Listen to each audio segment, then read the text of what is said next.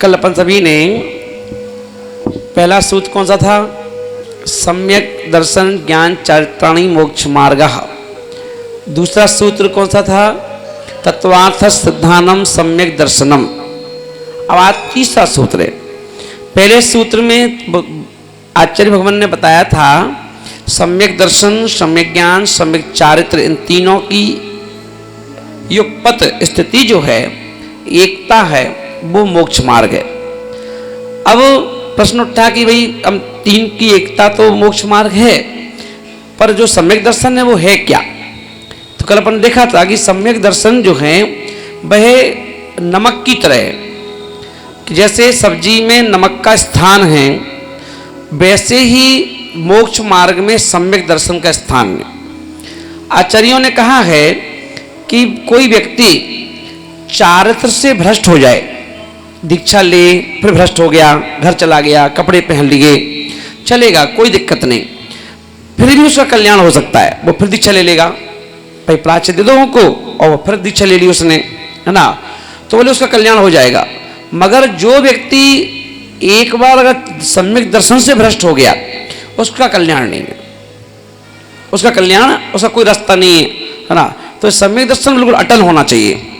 सम्यक दर्शन अटल होना चाहिए। जैसे कहा ना कि भाई नमक, घी नहीं है मान लो सब्जी में, तो चल जाएगा, नमक के साथ खा लो, है ना। मसाले नहीं है तो भी चल जाएगा, नमक के साथ खा लो। पर मसाले तो हैं पर नमक नहीं है माँ, तो नमक के बिना सबका मुंह टेढ़ा हो जाता है, नाक टेढ़ी हो जाती है। तो ऐसे ही जो स्थान नमक का है, वही स्थान सम्यक दर्शन का है। ज्ञान को बाद में रख दिया, भैया ज्ञान को बात की बात है, ज्ञान देख लो, चारित्र देख लो, ये बात की बात है, पहले सम्यक दर्शन होना चाहिए। तो ऐसा वह सम्यक दर्शन यानी भाव, सम्यक दर्शन यानी भाव, भावों की निर्मलता होना। ज्ञान तो चलो ऐसा ज्ञान अर्जन करने के लिए अहंकारी व्यक्ति पढ़ सकता है, ज्ञान तो, है ना, अहंकारी हो, व्यसनी हो, कैसा भी हो, हर कोई सुन सकता है ज्ञान और पढ़ सकता है।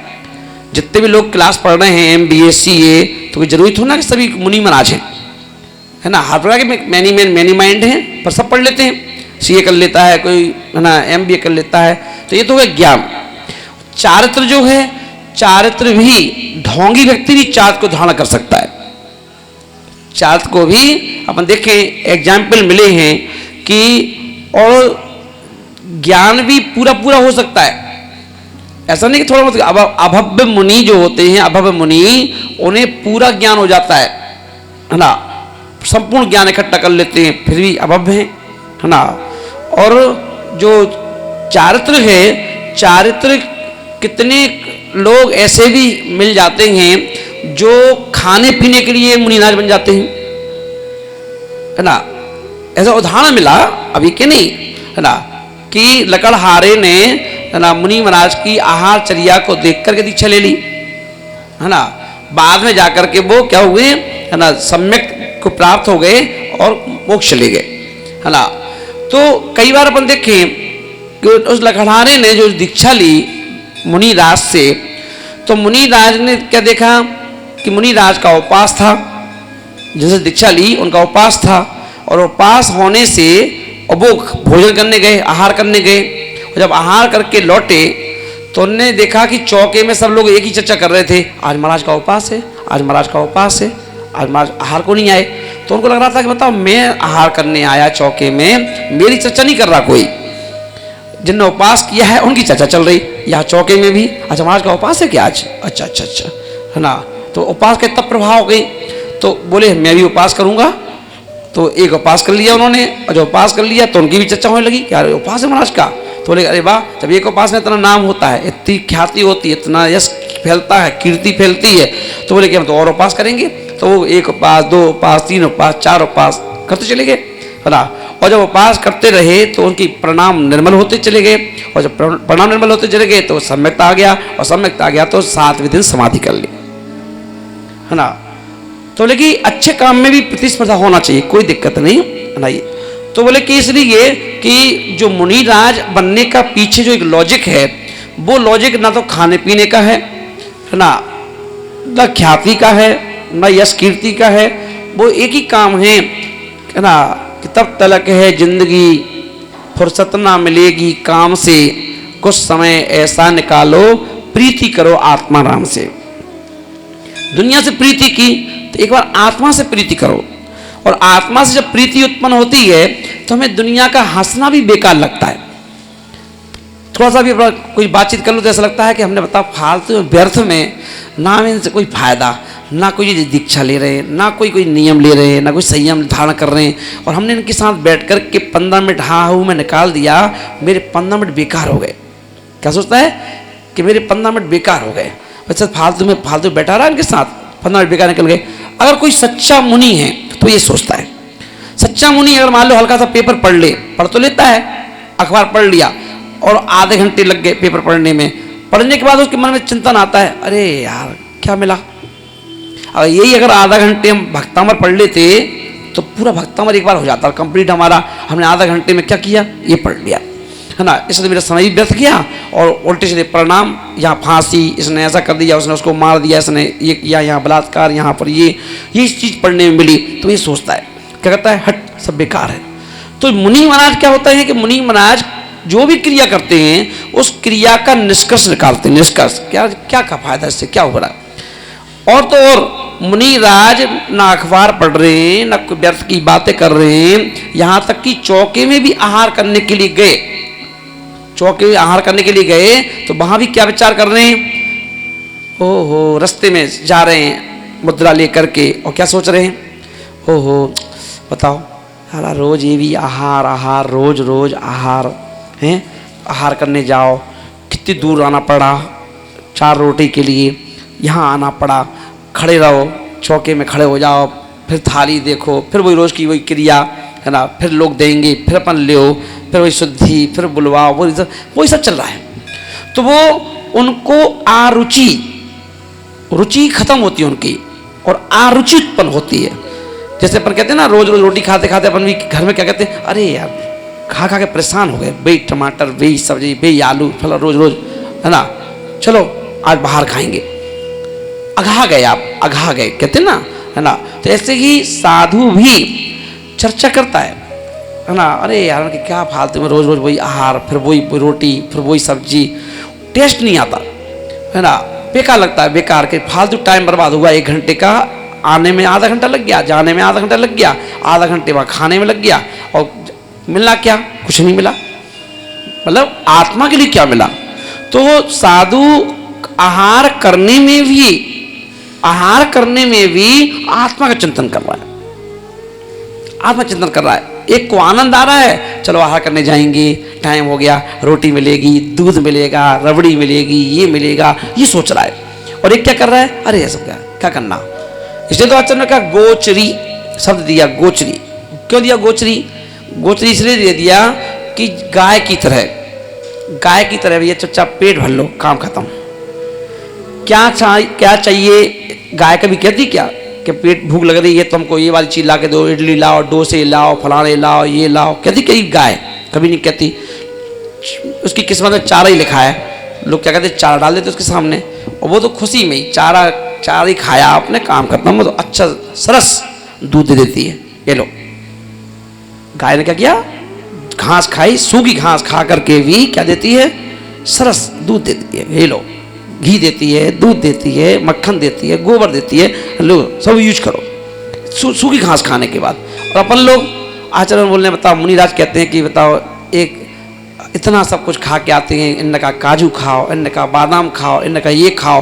अब हमने इसका उपयोग किस चीज़ लिए किया, शरीर के लिए किया कि हमारा शरीर पुष्ट हो जाए, अच्छा हमारी बॉडी बन जाए, किसके लिए किया या ये वो सोच रहा है कि चलो इस चीज़ से खाने से, अगर इन्होंने जिस हिसाब से जिस भाव से हमें खिलाया है तो उतनी हमने सामायिक की कि नहीं की, उतना मैंने प्रतिक्रमण स्वाध्याय किया कि नहीं किया।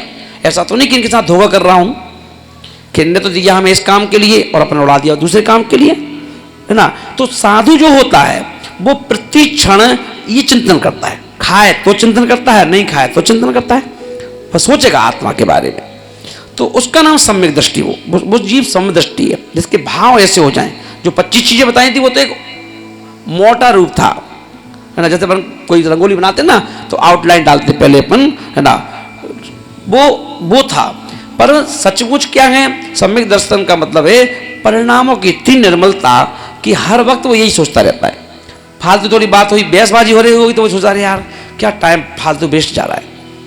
एक एक समय, जैसे क्रिकेट में एक एक गेंद अगर बेकार जाती है ना तो उसको बेकार लगता है, बल्लेबाज को, गेंदबाज तो खुश होता है। तो गेंदबाज की तरह कर्म है। और आपकी अगर एक भी गेंद आपने खाली छोड़ दी तो क्या होता है, वो बल्लेबाज को अखरता है, गेंदबाज तो खुश होता है।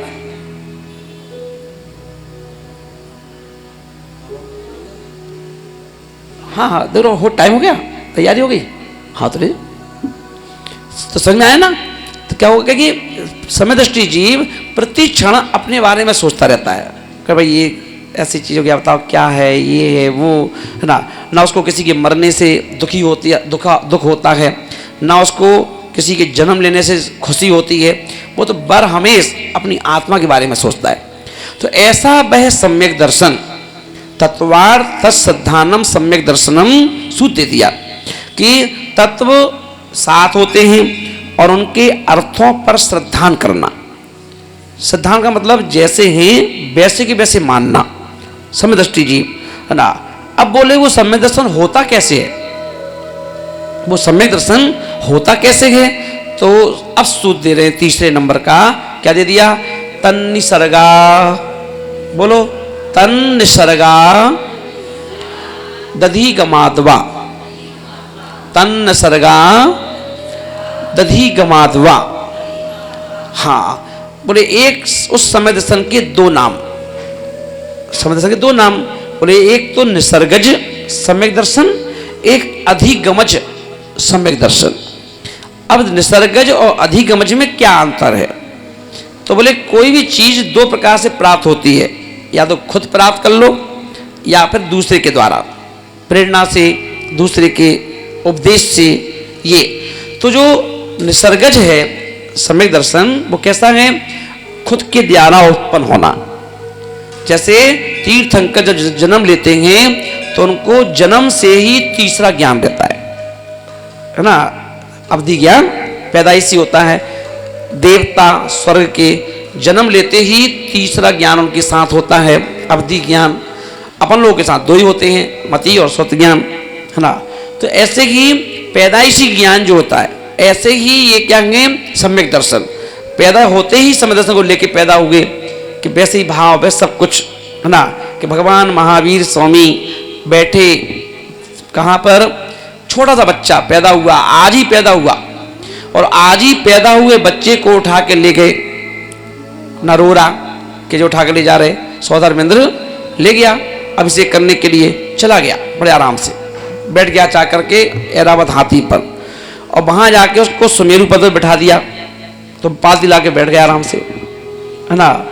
और सौधर्मेंद्र कितने निर्मल परिणाम उस एक दिन के बच्चे के, कितने निर्मल परिणाम कि वो सोच रहा है सौधर्मेंद्र कि 1008 कलश, इतने बड़े बड़े, 12 किलोमीटर का जिसका कलश का मुंह, 48 किलोमीटर का जिसका पेट कलश का, और 96 किलोमीटर जिसका लंबाई ऊंचाई कलश की, इतने एक कलश में कितना पानी बनेगा बताओ। 48 किलोमीटर चौड़ा कलश है और एक कलश, और जो 96 किलोमीटर ऊंचा है ना, 96 किलोमीटर का मतलब समझ लो कम से कम 10 मंजिल मकान, इतना ऊंचा कलश 10 मंजिल का है। और 48 किलोमीटर का मतलब हो गया 4 मंजिल चौड़ा, 4 मकान लोगों के ऐसे लगा लो है ना। 48 यानी 5 मंजिल समझ लो, 5 मंजिल यानी 5 लोगों के मकान समझ लो लाइन से, इतना चौड़ा कलश और इतना ऊंचा है ना। अब इतने में कितना पानी बनता होगा। तो और सौधर्म और तीर्थंकरों की ऊंचाई कम होती चली गई थी, तो आदिना बहुत बड़े थे फिर भी, और भगवान महावीर स्वामी लगभग अपन जैसे ही थे, थोड़ा बहुत अंतर था। तो उनको देख करके सौधर्मेंद्र के मन में विचार आया कहीं बह ना जाए। हाँ कलश देखिए नाप क्या देखा, तो इतना बड़ा कलश था, और वो भी एक कलश हो तो चल जाए, 1008 कलश। अपन तो क्या करते हैं मंदिर में, अगर मूर्ति पे इतने से कलश को भर के कर देते तो लगता है कि बहुत पानी अपन ने वेस्ट कर दिया है ना। अब 1008 कलश डालना थे और वो बैठे आराम से, बच्चा वो तुरंत का बच्चा बैठा आराम से बाल्टी लगा करके, और सौदागर क्या सोच रहा कि इतने बड़े बड़े कलश जब पानी डालेंगे तो ये बह ना जाए, भगवान है कहीं बह गए तो, छोटा सा बच्चा है बेचारा, कितना सुंदर बच्चा लग रहा है, सोच लेगा। तो भगवान कितने प्यारे भोले भाले कि उन्होंने तुरंत मन में सोचा कि सौदागर में शक कर रहा है हमारे ऊपर, बच्चा सोच रहा है, अवधि ज्ञान था। तो बताओ कि मेरे बारे में सोच रहा है कि मैं बह ना जाऊं, इसको रियलाइज कराओ, इसको रियलाइज कराओ कि भाई भगवान बनना है मुझे, सामान बच्चा नहीं हूं। और उन्होंने क्या किया, छींक दिया, मतलब शिक्षा भी दे दी, तुरंत तुरंत सौदागर को शिक्षा दे दी, छींक दिया। और छींक दिया तो छींक में इतनी तासीर थी, ताकत थी कि सौदागर लड़खड़ा के गिर पड़ा। और गिर पड़ा तो जैसे ही गिरा तो उसको तुरंत चेतना जाग, क्योंकि वो भी अवधि ज्ञान थे, वो भी अवधि ज्ञानी, तो तुरंत उसने अवधि ज्ञान लगाया। अरे बाप रे, मैं किसके बारे में सोच रहा हूँ, ये तो तीर्थंकर भगवान है, तुरंत खड़ा हो गया। इतनी निर्मलता।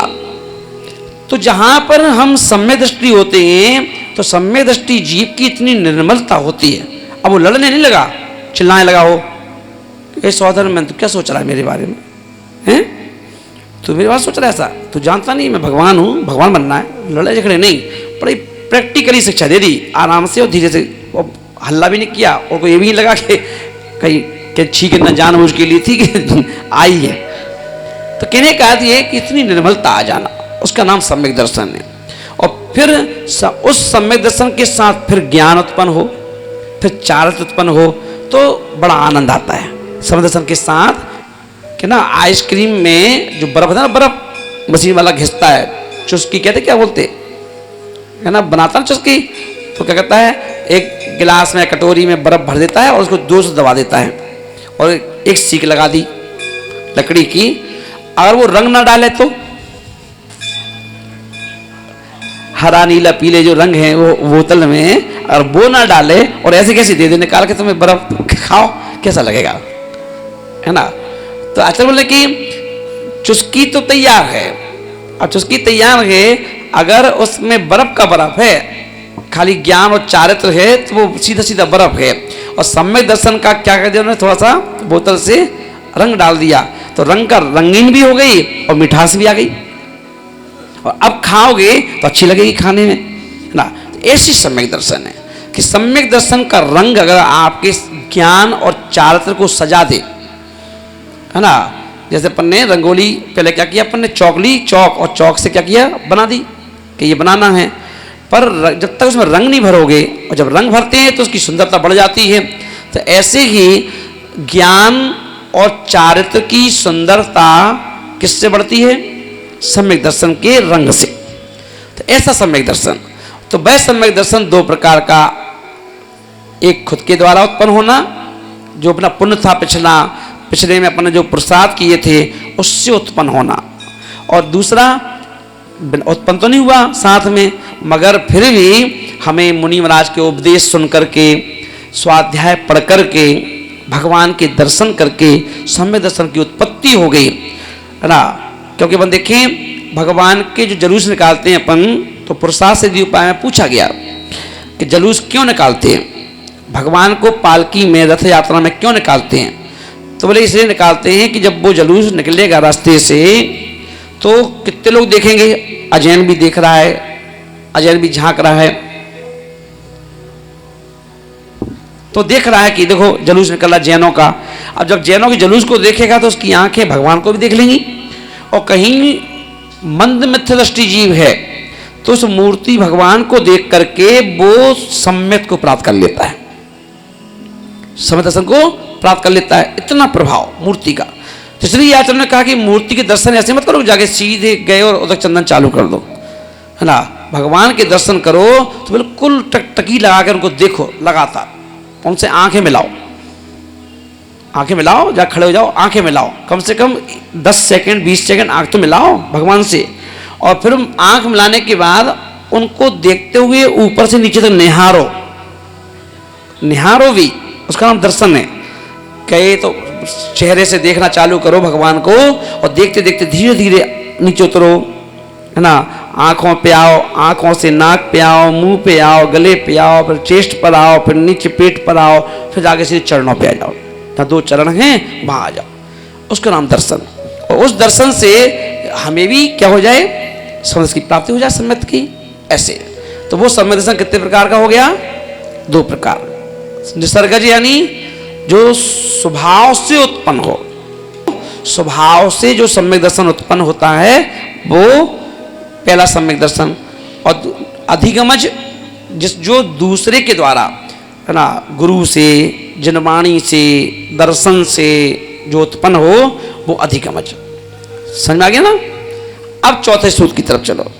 चौथा सूत्र कौन सा है, 5 जो 7 तत्वों का। अब तत्व यहां शुरू हो रहे हैं। तो जी बाजी बासरो, जी बाजी आस, मतलब बासरो लिखा होगा उसमें सूत्र में, जी बाजी बासरो, बंद संबर, निर्जरा, मोक्षास तत्वम। हाँ ठीक है ना। तो जीवाजी बासरो यानी पहला तत्व क्या है, जीव। दूसरा तत्व क्या है, अजीव। तीसरा तत्व क्या है, आश्रव। चौथा तत्व क्या है, बंद। पांचवा, छठवा और सातवां मोक्ष। ये 7 तत्व हैं। अब 7 तत्व हैं, बहुत सुंदर सूत्र है ये सूत्र अगर हम जीवन में उतार लें तो हमारा कल्याण हो जाए। तो पहला जीव। जीव किसे कहते हैं, जीव। आप सब जीव हैं कि अजीब हैं, आप सब क्या हैं, जीव है ना। तो ये नाम, फिर नाम क्या है, किसी ने तुम्हारा नाम रश्मि है, कोई बोला तुम्हारा नाम अक्षरा है, कोई कह रहा तुम्हारा नाम भाई अलका है, कोई कह रहा तुम्हारा नाम भाई है ना, अलग नाम बोल रहे लोग। तो ये क्या है फिर, तो बोले ये व्यवहार है। जो आप जीव हैं पर वो जो दिख रहा है वो जीव नहीं है, जो दिखाई दे रहा है वो जीव नहीं है, वो अजीब है जो दिखाई दे रहा है। जीव दिखता नहीं है। जीव दिखता है क्या, जैसे हवा है दिखती नहीं है ना, क्योंकि मूर्तिक नहीं है, अमूर्तिक है। जीव कैसा है, अमूर्तिक मीन्स जो दिखाई नहीं देता, हवा की तरह है ना, वो अमूर्तिक है। तो वो जीव है जो अमूर्तिक है, हवा की तरह दिखाई नहीं देता है। हवा महसूस तो होती है पर दिखाई नहीं देता।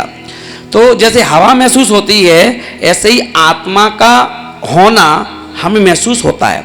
कैसे, किसी ने शरीर को पकड़ा जोर से और सुई चुभो दी, डॉक्टर ने सुई चुभो दी है ना इंजेक्शन लगाने के लिए। तो जो कष्ट महसूस हुआ वो आत्मा उसका वेदन करती है, शरीर नहीं करता। कौन करता है, आत्मा वेदन करती है। क्योंकि मुर्दे में से शरीर जो आत्मा निकल गई मरने के बाद, अब वो शरीर को तुम देखो कैसे भी काट पीट दो तो भी आवाज़ नहीं आती है, तो आत्मा के सहयोग से ही आवाज़ आती है।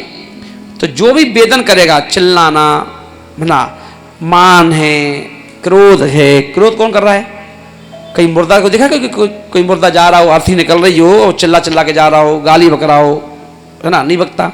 तो जब तक आत्मा नहीं होगी तो गाली नहीं बक सकता। तो आत्मा क्या करती है, आत्मा के सहयोग से शरीर को माध्यम बना करके है ना, भूख कौन खा रहा है, कौन खाता है, आत्मा खाती है। कौन खाता है, तो कौन खाता है बताओ, शरीर खाता है कि आत्मा खाती है, हैं? आत्मा खाती, हाँ जी सत्य बोले। आत्मा के संयोग से शरीर खा लेता है, आत्मा के सहयोग से।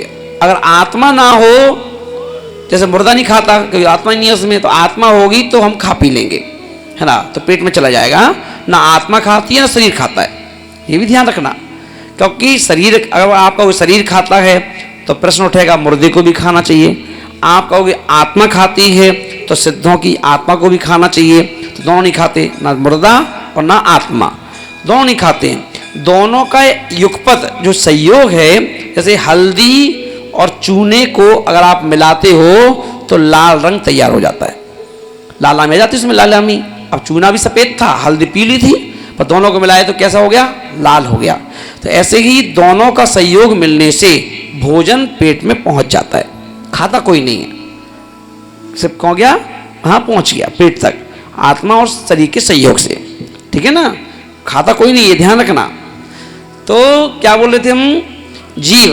तो अपन लोग क्या हैं, जीव हैं। अपन लोग दो हैं, जैसे मुनिराज छठवां और सातवां स्थान में घूमते हैं, ऐसे आप भी हमेशा क्या बोलना, हम जीव अजीब हैं।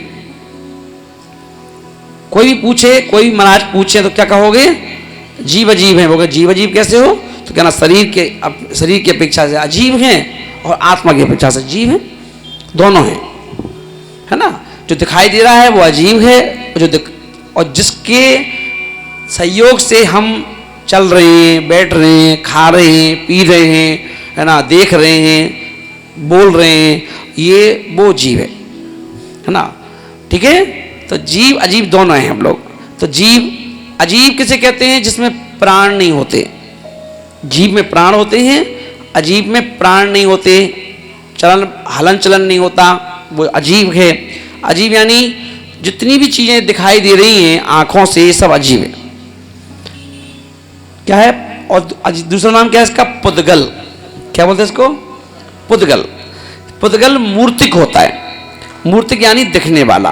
तो इसलिए माइक है पुद्गल, रोटी पुद्गल, सब्जी पुद्गल, है ना। अब बताओ, आचरण बोल रहे हैं कि पुद्गल की जो चीजें हैं इनमें तुम्हें इंटरेस्ट बढ़ रहा है।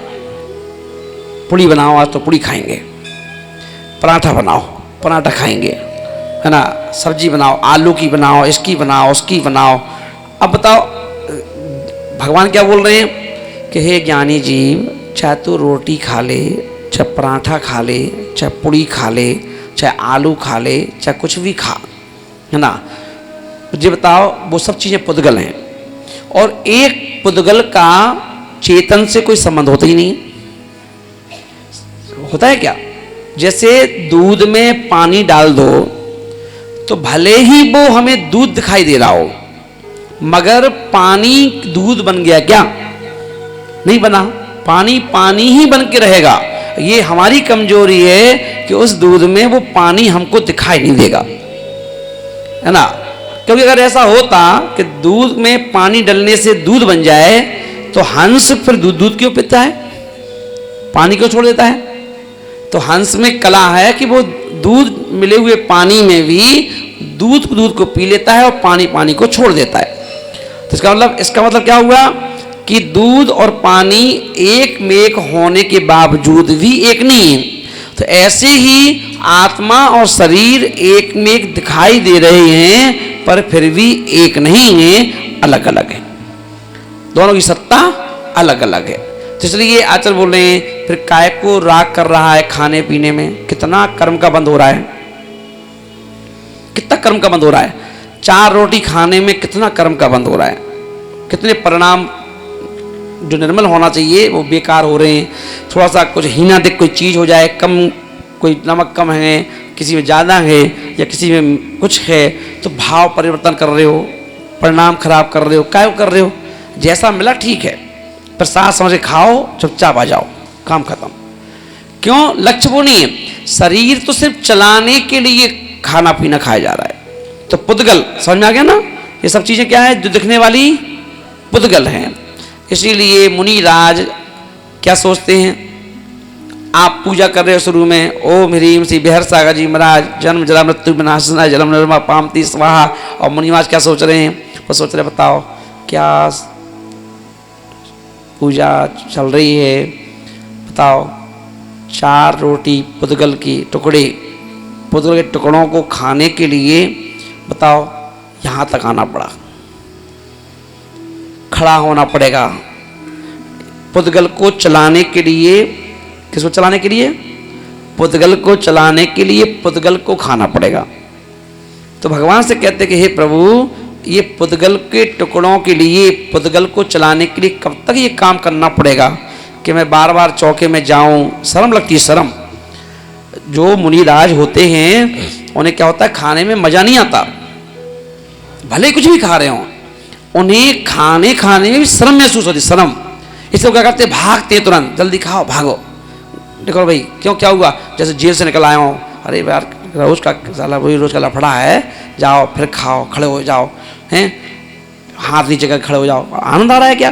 बोले नहीं, मुझे आनंद आता है हाथ ऐसे करने में, ऐसे करने में नहीं आता आनंद। तो जल्दी जल्दी दो जो देना है फटाफट जल्दी जल्दी लो, खाओ पियो, जल्दी अंजलि छोड़ो, हाथ हमारा ऊपर आ जाए, कब तक नीचे करके खड़े रहे ऐसे ही, तो आनंद नहीं मनाते।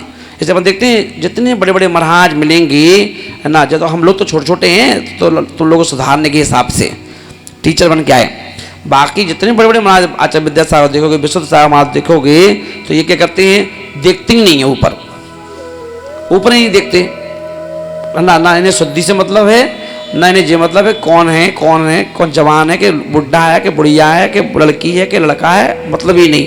ये तो एक बार खड़े हो गए तो तुम तो, और इनकी नज़र अंजलि से बाहर हटती नहीं है, कौन देखने वाला आया, कौन इशारा कर रहा है, कौन बना रहा है, कौन खा रहा है, क्या कर, मतलब ही नहीं। सीधे जहाँ खड़े हुए रेडी और बस गेम चालू, जैसे खड़े हुए अंजलि पे देखते रहेंगे, आप अंजलि में रखते जाओ, और हल्का कहीं देखना भी पड़ा तो बस हल्की सी पलक उठाएंगे छोटी सी, और बस काम खत्म।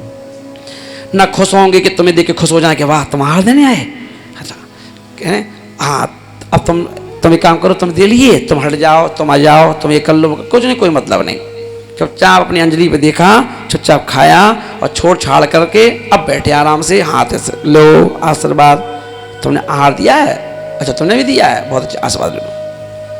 ये क्यों, क्योंकि अब हम लोग का लक्ष्य क्या है, सबको सिखाने का, आगे लाने का, आगे बढ़ाने का, इसलिए थोड़ा इंटरेस्ट ले लिया, पर थोड़े इंटरेस्ट में दोस्त तो लग ही रहा है, क्योंकि दोस्त तो दोस्त है, चाहे वो दोस्त अच्छे काम के लिए करो चाहे बुरे काम के लिए करो, दोस्त कभी अच्छाई में नहीं बदलता, तो दोस्त तो लग ही रहा है।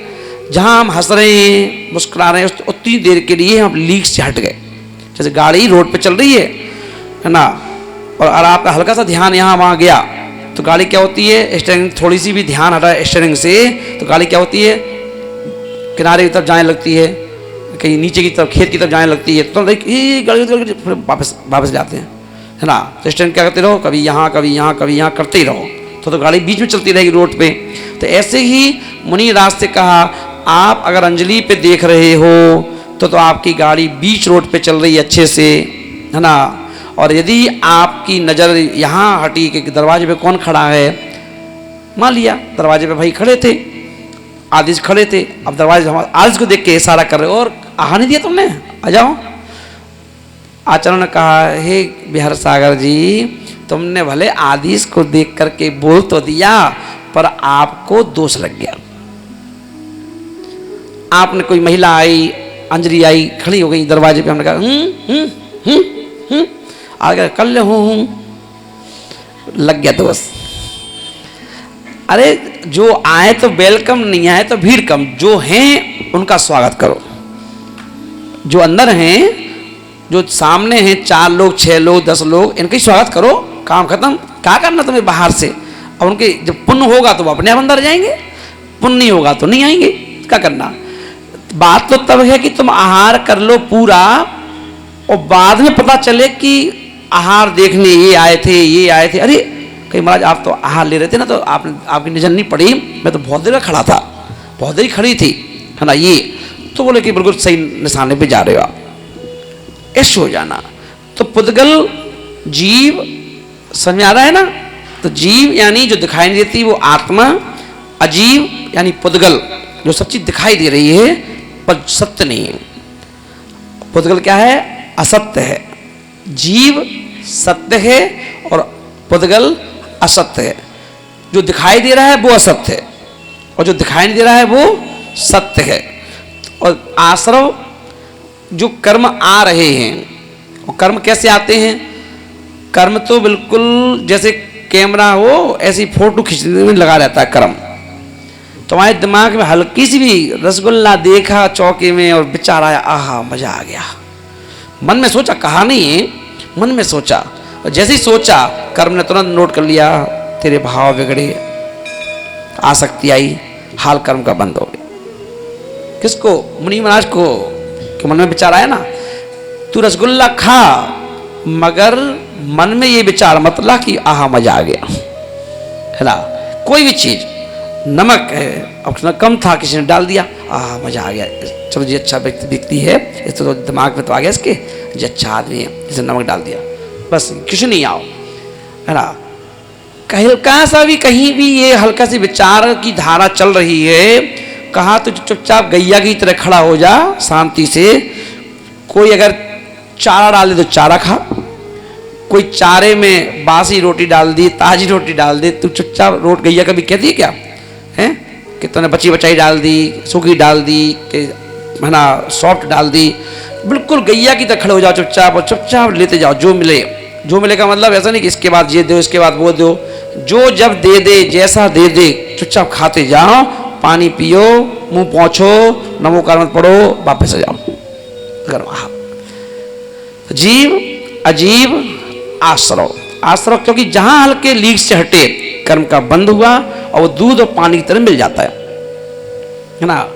आश्रव, आश्रव के बाद बंध, बंध यानी बंधना, बंध यानी बंधना, जैसे बांध देना। अभी उदाहरण बता देंगे। तो जीव बंध, जैसे दूध में अपन एक गिलास पानी डाल दिया और थोड़ी देर देखो उसको अब नीचे, तो पानी कहाँ गया? बंध गया, वो उसमें आपस में दोनों बंध गए, वो हुए बंद। निर्जरा संबर, संबर यानी रोक देना, कमरा बंद कर दिया, कोई नहीं आएगा, चलिए बंद, संबर कर दिया, रोक दो। पानी आ रहा था ऊपर से, अपने ऊपर तिरपाल लगा दी, पानी बंद, संबर, इसको संबर बोलते हैं, है ना। और निर्जरा यानी जो चीज पहले की थी उसमें से कम होते जाना, है ना। एक देश कम हो गया, जैसे अपन ने पेन है पूरी लीड भरी हुई है उसमें, और आपने लिखा तो कुछ खाली हो गई, और लिखा तो और खाली हो गई, और जैसे पूरी खाली हो जाए वो मोक्ष है। तो वो निर्जरा यानी कम होते जाना। पानी टंकी भरी हुई थी ऊपर छत पर रखी थी, आपने क्या किया, सप्लाई पानी बाथरूम में, लेट बाथ में, है ना, धोने वोने में जो पानी खर्च कर रहे हो, टंकी धीरे धीरे क्या होती जा रही है? खाली होती जा रही है। और पता चला थोड़ी देर बाद देखा बाथरूम में नल खोला तो पानी नहीं है, तो इसका मतलब क्या हो गया? मोक्ष हो गया, बचे नहीं कुछ उसमें, ये तो ये मोक्ष हो गया। अब उदाहरण ले लो, एक व्यक्ति जंगल में गया, लकड़हारा, लकड़हारा जीव, ठीक है ना, सातों घटित कर रहे हैं पर लकड़हारा क्या हो गया? जीव। और उसके हाथ में लकड़ी की कुल्हाड़ी है ना, वो क्या हो गया? अजीब। कुल्हाड़ी क्या है? दिख रही है, पुद्गल है, अजीब। खुद जीव, कुल्हाड़ी अजीब। आश्रव, उसने क्या किया? लकड़ियों का गट्ठा बनाना था उसको, तो उसने एक लकड़ी यहाँ की उठाई, एक यहाँ की उठाई, एक यहाँ की उठाई, आश्रव कर रहा है, और जहाँ एक स्थान पर रखते जा रहा है, एक यहाँ से दो चार वो दिख गई, वहाँ की उठा के यहाँ डाल दी, वहाँ डाल दी, डालता जा रहा है। 10 पेड़ों से छोटी छोटी टहनी काट काट के उसे यहाँ रखता जा रहा है। तो ये सब क्या हो रहा है? आश्रव। अब आश्रव ने देखा उसने कि हाँ ठीक है, 10-20 लकड़ियों का वो एक झुंड बन गया है। तो उसने क्या किया? एक रस्सी उठाई और रस्सी को डाल करके उस पर बिछा कर लकड़ियाँ उसको बांध दिया। क्या हो गया? बंध। क्या हो गया? बंध। अब लकड़ी का गट्ठा जो है, बंधने के बाद अगर एक लकड़ी भी डालना है तो पूरी खोलना पड़ेगी, है ना। तो इसलिए संबर, अब लकड़ी नहीं बन सकती, है ना। संबर, किसी गरीब व्यक्ति ने जो जिनके यहाँ चूल्हे जलते हैं उनने उस गट्ठा को खरीद लिया, रख दिया वहाँ पर। अब आज पानी गर्म करना है तो उन्होंने क्या किया? उस गट्ठे में से एक लकड़ी खींच खींच के निकाल ली, निर्जरा, निर्जरा। और दूसरे दिन फिर दूसरी लकड़ी निकाली और निर्जरा हो गई, तीसरे दिन और लकड़ी निकाली और निर्जरा हो गई। करते करते 10-12 दिन बाद लास्ट लकड़ी थी वो भी निकल गई, मोक्ष हो गया। गई, समझ में आ गया? जीव, अजीब, आश्रव, बंध, संबर, निर्जरा, मोक्ष, ठीक है ना। ऐसे चलिए आगे, टाइम हो गया आपका, 2-3 बातें ले लो।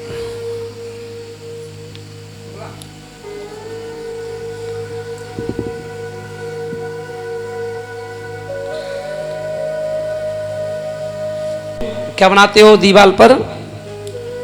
क्या बनाते हो? क्या बोलते हो आप लोग? अटड़ी बोलते क्या बोलते हो ना? हाँ, क्या बोलते हो? अटड़ी क्या, अटड़ी के सटरी क्या कहते हैं? हाँ, जो ही बोलते हो।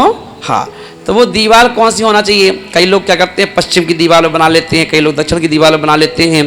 तो वह पूजा करने के लिए हम जो बनाएंगे वो ऐसे स्थान पर बनाएं जहाँ पर 2-3 दिन शुद्धि रहे कम से कम। लोग क्या कहते हैं, आज पूजा की कर हटा देते हैं, कम से कम 2-3 दिन पूजा हटाना नहीं चाहिए वहाँ से। लक्ष्मी को मौका तो दो करने का, ऐसा तो नहीं कि बुलाया और भगा दो पूजा की तरह। पहले तो बड़े अच्छे से 3 लौंग लेके बुलाते हो भगवान को कि ओम ह्रीम सिद्धेव सात गुरुभ्यो अत्र अवतर अवतर संबुष्ट आवाहनन बोलते हो, नहीं बोलते हो हैं? और फिर बाद में क्या कहते, पूजा खत्म हो गई तो आए जो देवगण पूजे भक्ति प्रमाण, अब वो जाओ कृपा करा अपने अपने स्थान पर। पहले बुलाया फिर भगा दिया, तो बेइज्जती है ये तो। लेकिन ऐसे ही लक्ष्मी को जब अपन बुला रहे हो तो इतने दिनों से रूठी हुई लक्ष्मी जरूरी थो ना कि रात को ये जाए, हो सकता है दूसरे दिन आए, है ना? तो कम से कम 3 दिन कम से कम, नहीं तो वो सामग्री आपकी वहीं उसी स्थान पर रहना चाहिए। कौन सी दीवार पर होना चाहिए, है ना? तो वो होना चाहिए पूरब की दीवार पर या उत्तर की दीवार पर बनाना, जिससे आपका मुंह जब बैठोगे तो उत्तर दिशा की ओर हो जाए, है ना, या पूरब की दिशा की ओर हो जाए। तो उसी दीवार पे बना दो, उत्तर की दीवार पर या पूरब की दीवार पर, है ना। कम से कम कितनी ऊंची बनाओ, कम से कम नहीं तो 2-2.5 फुट ऊंची चौकी लगाना चाहिए। लोग क्या करते हैं, नीचे बना देते हैं, तो अपन वहाँ पर विराजमान कर रहे हो तो मंदिर का रूप बना रहे हो, मंदिर का। तो वह मंदिर का रूप जो है नीचा नहीं होना चाहिए, नीचा होगा तो लक्ष्मी रूठ जाती है। उसको आसन दो ऊंचा, कम से कम 2.5-3 फुट ऊंचा होना चाहिए। जितना ऊंचा होगा उतना उसका प्रभाव पड़ेगा, है ना। तो एक टेबल लगा दो, कुछ भी कर दो, सजा के अच्छी फर्स्ट क्लास, और डेकोरेट करो अच्छा। और उस पर सबसे पहले अगर षटखंडागम का ग्रंथ है ना, षटखंडागम है या सिद्धांतिक ग्रंथ हैं, ये जिनवाणी नहीं, जिनको अपन जिनवाणी बोलते हो, जो हाथ में है ये जिनवाणी नहीं है, ये तो पाठावली है। तो जो जिनवाणी है, सिद्धांतिक ग्रंथ हैं, कम से कम नहीं तो 4 अनुयोग के 4 ग्रंथ वहाँ विराजमान करो, क्योंकि भगवान तो विराजमान कर नहीं सकते अपन, तो इसलिए 4 ग्रंथ ही भगवान की वाणी को विराजमान करो। कि भगवान महावीर स्वामी आप तो नहीं हो, तो आपकी वाणी को हमने यहाँ पे विराजमान कर रखा है। और वहाँ पर सिक्के आते हैं, अपने पास सिक्के, चांदी के सिक्के मिलते हैं जिस पर महावीर स्वामी की फोटो छपी रहती है ना। तो ऐसा कोई सिक्का यदि आपके पास है तो आप उस जिनवाणी के, जहाँ जिनवाणी आपने रख दी एक के ऊपर एक 4 ग्रंथ, तो दीवार पर किसी चिपकाने वाली चीज़ से, कई लोग क्या कहते, गुड़ चिपका देते, गुड़, और गुड़ में उस सिक्के को चिपका देते हैं, तो जिससे महावीर स्वामी अपने परोक्ष रूप से विराजमान कर दिया उनको, है ना। फोटो लगा दी कई लोगों ने, कोई फोटो लगा देते हैं। फिर उसके पश्चात अब उन ग्रंथों के एक और क्या करेंगे, दीपक जलाएंगे।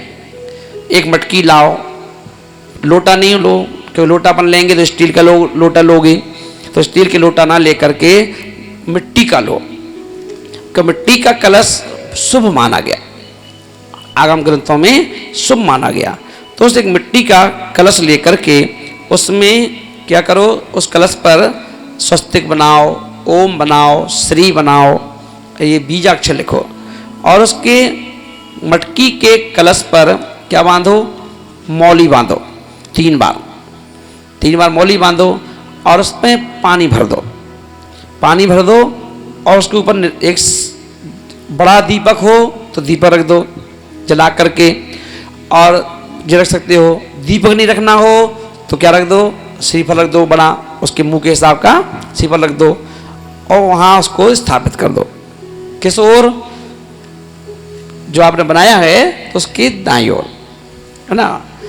और बाईं ओर में क्या करेंगे, वहाँ पर एक बड़ा दीपक लेकर के उसमें अंगारा जला करके या कुछ भी जला करके उसमें धूप जरूर डालो, धूप क्षेपण करो, है ना। फोटो लगा दो गुरुदेव की फोटो है ना, महावीर भगवान की फोटो है, लक्ष्मी आदि की जरूरत नहीं है ना। मैंने बताया था ना उस दिन कि लक्ष्मी की फोटो से अगर लक्ष्मी आए तो जो बेचने वाला है बेचारा वो सबसे बड़ा उसी के पास पैसा आएगा। तो महावीर की लगाओ, गुरु की लगाओ। गुरु की इसलिए लगा दो, गौतम गणधर की पूजा तो गौतम गणधर तो है नहीं और ना फोटो है, तो गुरु की फोटो लगा दी कि यही गणधर है ना, और भगवान महावीर की फोटो लगा दी। अब वहाँ पर क्या करें, पूजा करना चाहिए जैसे मंदिर में करते हैं हम, पूजा शुद्ध होकर के, धोई दुपट्टा पहन के। अब लोग, कई लोग क्या करते हैं, पूजा दीपावली की पैंट शर्ट में कर देते हैं, कुर्ता पजामा भी कर देते हैं। बोले नहीं, पूजा का मतलब ये है कि आप वहाँ पर क्या करें, है ना, शुद्ध कपड़े पहन करके और फिर पूजा करें भगवान की। और पूजा करने के पहले कुछ औपचारिकताएं हैं। तो अपन देखें, मंगलाष्टक हमें प्रतिदिन घर में पढ़ना चाहिए।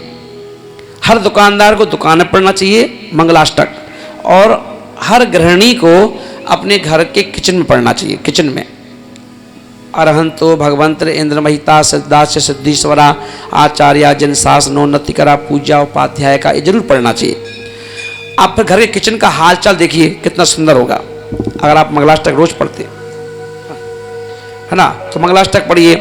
और प्रतिदिन हमें क्या करना चाहिए, अपने घर और दुकान पर पीली सरसों तैयार रखना चाहिए, और ओम नमो अर्हते सर्व रक्ष रक्ष ह्रूम फट स्वाहा, इस मंत्र को पढ़ करके, है ना, अपने दुकान के चारों कोने में पीली सरसों को उछालना चाहिए रोज, है ना, जिससे कि जो नेगेटिव ऊर्जा आई हो वो क्या हो जाए, चली जाए, है ना। तो इसलिए रोज का काम रोज करना चाहिए, घर में भी और दुकान में भी। घर में भी नेगेटिव बहुत आ जाती है ऊर्जा। अपन कहते हैं ना, हमारे घर में तो बहुत ही क्लेश रहता है, हमारे घर में तो कोई ना कोई भिनकता रहेगा, रोज कोई ना कोई तू में होती रहेगी, है ना, लड़ाई झगड़ा हो ही जाएगा। तो क्यों हो जाता है, तो नेगेटिव ऊर्जा काम कर रही है अपना। तो उससे बचने के लिए रोज क्या करें, पीली सरसों से करते हैं और मंगलाष्टक पढ़ें। दूसरा अपन देखेंगे कि जो मुखिया है सभी के हाथ में कलावा बांधे अपने हाथ से, बच्चों के, लेडीज सबके क्या करते हैं, 3 बार धागा बांध करके मंगलम भगवान वीरो मंगलम गौतमो गणी मंगलम कुंदादेव जैन धर्मोस्तु मंगलम बोलते हुए क्या करें, 3 बार धागा बांधे, है ना। और जैसे हम चौका के लिए शुद्धि बनाते हैं, कमरे की शुद्धि करते हैं, ऐसे ही जब पूजा करना हो तो उस पूजा करने वाले कक्ष में हम कम से कम इतनी शुद्धि का ध्यान रखें, उसमें कोई अशुद्धि में ना जाए उस कमरे में, है ना। दूसरा, उसमें कोई बच्चे लोग ना जाएं, शुद्ध कपड़े पहन के ही उस कमरे में जाएं। से 1 दिन के लिए 2 दिन के लिए, है ना, अगर जगह है, पर्याप्त जगह है तो 1 दिन के लिए कर लो, नहीं तो बाकी छोटा सा बना लो, उतने में कर लो, जैसे जगह वैसा काम, है ना। और वह अब वहाँ जाकर के कितने दीपक जलाते हो,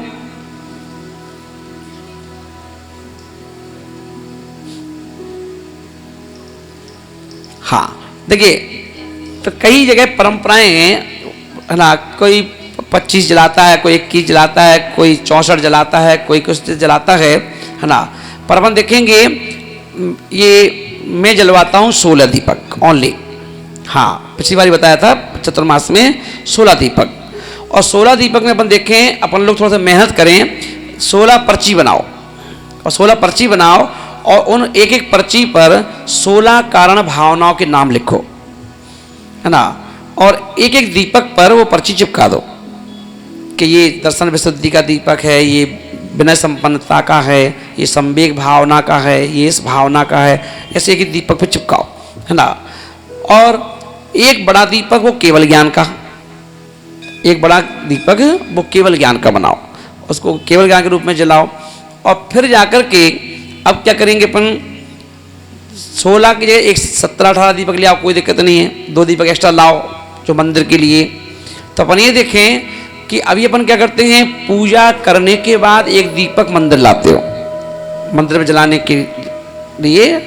पर वो मेरा इसमें सोचना ये है कि केवल ज्ञान हुआ गणधर को, मोक्ष हुआ महावीर को, तो प्रकाश की जरूरत हमें है कि उनको है? तो प्रकाश उनसे लेके आएंगे कि उनको प्रकाश दे के आएंगे? लेके आएंगे। तो हमें क्या करना चाहिए, जो दीपक मंदिर में लेके जाओ उससे फर्स्ट क्लास आरती करो। अपने घर से दीपक लेके जाओ, उसमें तेल है, घी है, जो भी है आप उसको वहाँ जलाओ, जला करके अच्छी आरती करो, चालीसा पढ़ो भगवान महावीर स्वामी का, है ना, और वहाँ पे आरती करो, और आरती करके फिर उस दीपक को डब्बे में रख करके वापस लाओ, है ना।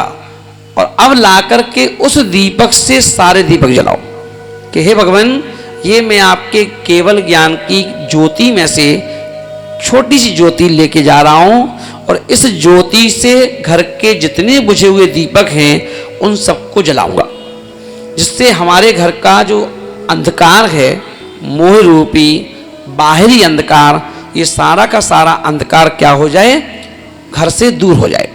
ये भाव रख करके दीपक जलाएं, है ना, जिससे कि घर की आपकी ज्योति जले। मंदिर के दीपक लाएंगे, मंदिर की बरगड़ाएँ आएंगी साथ में, फिर उस दीपक से सारे दीपक जलेंगे, फिर वो दीपक जलाएं, है ना। और एक केवल ज्ञान का, और केवल ज्ञान का दीपक ध्यान रख, कम से कम नहीं तो 24 घंटे अखंड ज्योत के रूप में जलना चाहिए। 24 घंटे की कम से कम अखंड ज्योत के रूप में चलना चाहिए, है ना। हाँ, 2 ले जाओ, एक वहीं छोड़ो, कोई दिक्कत नहीं, चलेगा। हाँ, हम लोग क्या करते हैं, मंदिर में व्यवस्था बनवा देते हैं दीपक की, यहीं से दीपक बनाओ और यहीं जलाओ, एक ही दीपक में घर ले जाओ, ऐसे। हाँ,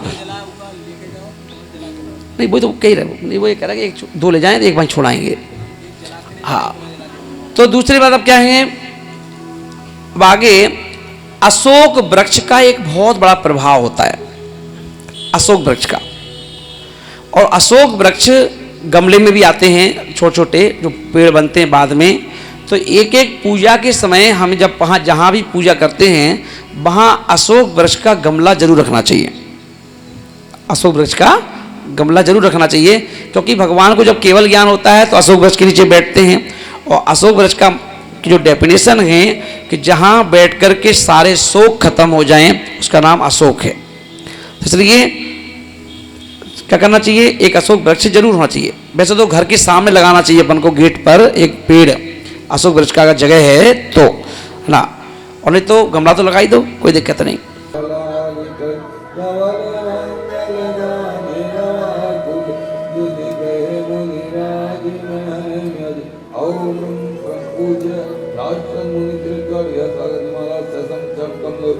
अनर्थ प्राप्त है अगम्य पाम